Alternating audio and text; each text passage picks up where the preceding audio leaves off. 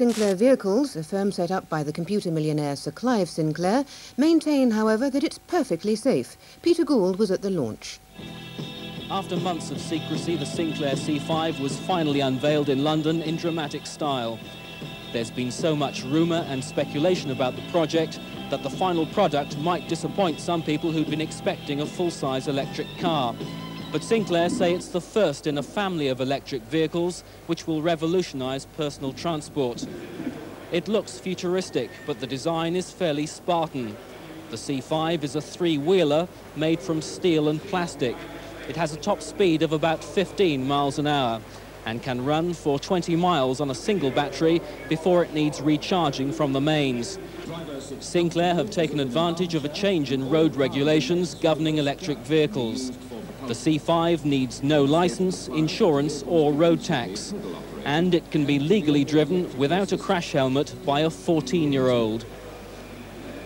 This has alarmed some safety organisations who think the C5 could cause chaos on the roads. Critics have said the vehicle is vulnerable and not practical in traffic. But Sinclair have dismissed these claims and are hoping to sell 100,000 this year alone at a price of £399. Suggestions, though, it could be vulnerable in traffic or even unstable.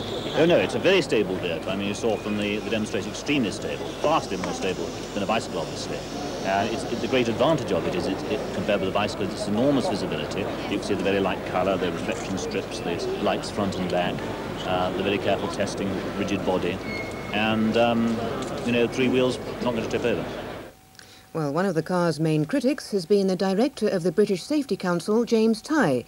Peter Gould asked him what, in his view, was wrong with it. It doesn't come under the Road Traffic Act. It's not a motor car.